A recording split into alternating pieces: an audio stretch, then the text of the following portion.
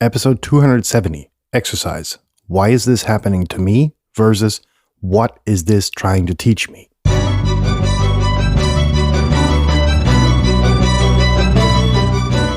You're listening to the very best podcast in the world on health, wealth, and happiness. Please remember to leave a review and share with all your friends and family. And here is your host, Lars Hilser.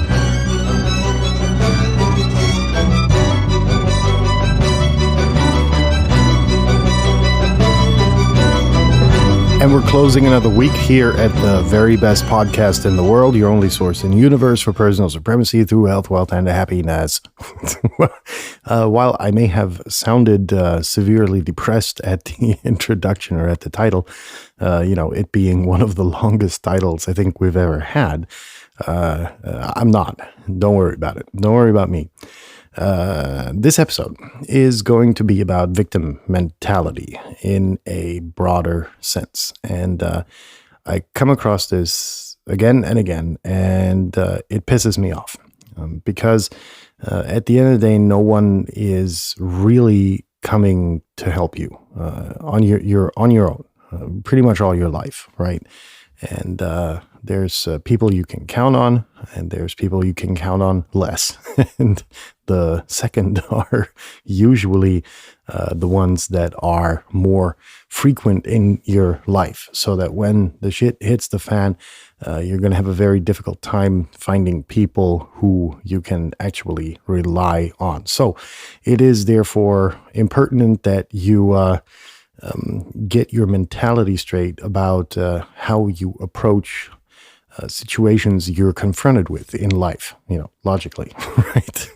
And that's what this episode is going to be about. I don't sound that happy. I'm hearing myself on the feedback, but again, I'm good. I'm probably just tired. Anyhow, before we get started, as every day, we're going to go through our housekeeping right quick. Item number 1, sharing is caring, so that, share the content so that we have the proper English, so that your friends, family, and connections, and whatever you want to call them, don't fall victim to the wallet rapists, because those are the guys that offer you the same content you get here, but at a premium price. And if you can't pay the premium price anymore, they're going to ask you to max out your credit card, because after that you max out your credit card, you're surely going to be, in a better position in life. And then you're broke, and then these guys drive off in their Bentleys. And, I've repeated the story many times. Item number 2, views are my own, yada, yada, blah, don't reflect, blah, blah, blah. And item number 3, construction and maintenance mode still going on. So episodes are going to be a bit shorter, a bit more concise, a bit more down to the point, exactly like with this one. So what's the takeaway for today's exercise, or where should you be after exercising this exercise without having to get up off the couch and without burning too many calories that you have, ingested voluntarily or not? And the takeaway is basically a change of mentality, like I said earlier, and the change of mentality towards situations you're confronted with in life. So we all have these devious experiences. We get a diagnosis of a dread disease, perhaps. I had that a few years back. I told the story quite a few times, I think, on the podcast, where I was confronted with, possibly having cancer. And my first reaction at the doctor's office was like, well, I was in Southeast Asia at the time. And, the doctor said, or I said upon the doctor's initial diagnosis, or that it could be cancer, I was like, well, okay, find me a clinic in, a civilized country down there, and then I can get treatment and continue working. And she said, did you pay attention? What I just said? And I was like, yeah, okay, yeah, I got it. And then I have come across friends who actually got the diagnosis. For me, it turned out to be, something false positives, few tweaks and bells and whistles were off in my blood work. So it wasn't all that bad. But my reaction was initially, how do we face the problem, right? Let's get it face on. Instead of going like, why is this happening to me? Right. And, what clearly, came about when I got on my flight back home to Southeast Asia, my home at the time, it was like, what is this trying to teach me? And, I figured out that my lifestyle was anything but healthy. I'd gained 20 kilos or 40 pounds for all of you royal, what's it called, whatever.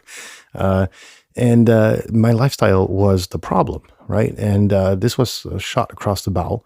And so for me, it was like, what is this trying to teach me? Well, obviously it was trying to teach me that I was living an unhealthy, shitty lifestyle and that I was pouring tons of alcohol into my body, de facto poisoning it. I was eating, like a pig, between meetings. And nothing of what I ate was really healthy. Everything was on the go, deep fried or otherwise fatty or, nothing really nutritious. And that's where, I said, okay, this is the lesson learned, right?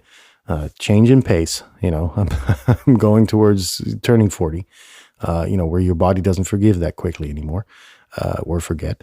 Number two, the diet needs to be changed, right? I need to intake less of, all of the little fizzy drinks that I kept myself awake with beside other substances.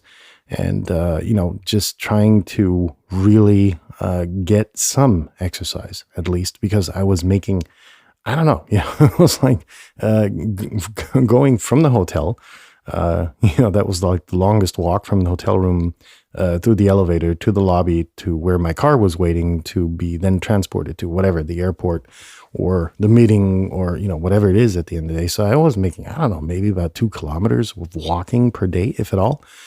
And that was really disastrous and really resembled my physical status at that time. So it was like, okay, what is this trying to teach me? What can I do about it? That's how I approached the problem.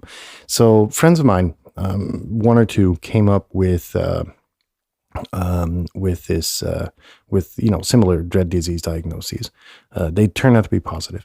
And their reaction was like, why is this happening to me? Oh my God, and they were not asking the question, hey, what is it trying to teach me? What's the lesson learned here? Right. And how can I survive this shit? Right. And that's where these two things really come on. Now I'm focusing on solely this dread disease thing, which is for sure the worst thing that can, that can possibly happen.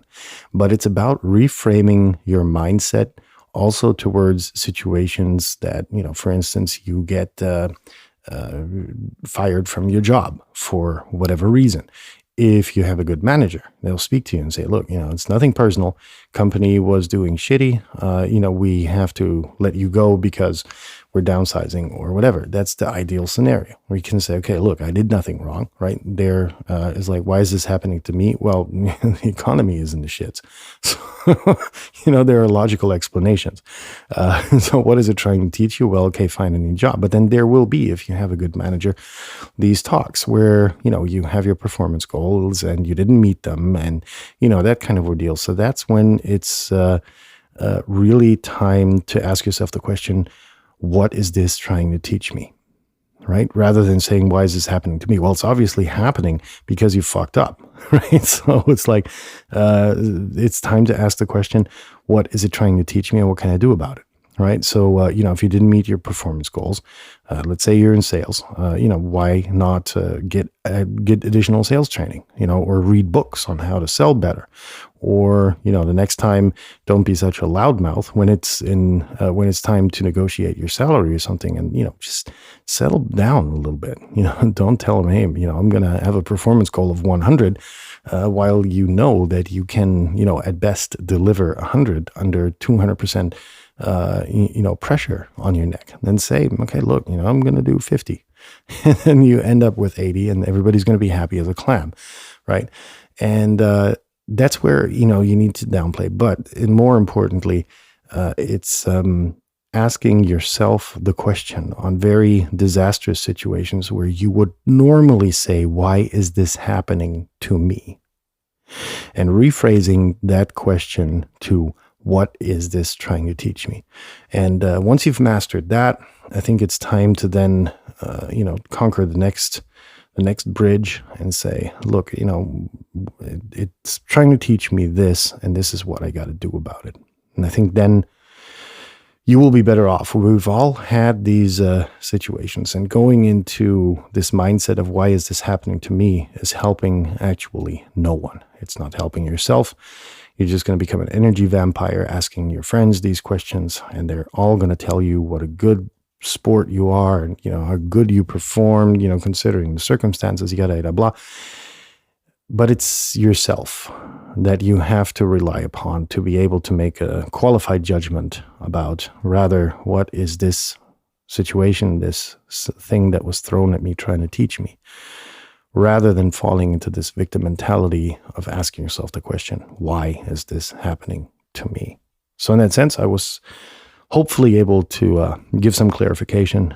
And on Monday, we're going to be back. I hope you're going to have found situations where, you successfully managed to reframe your mindset towards situations. And on Monday, we're going to talk about not giving up and that one day you will eventually be grateful for it. Have a nice weekend, folks. Stay safe. Leave your hands above the blanket all weekend long. And we'll be in touch next week. See ya. Bye-bye.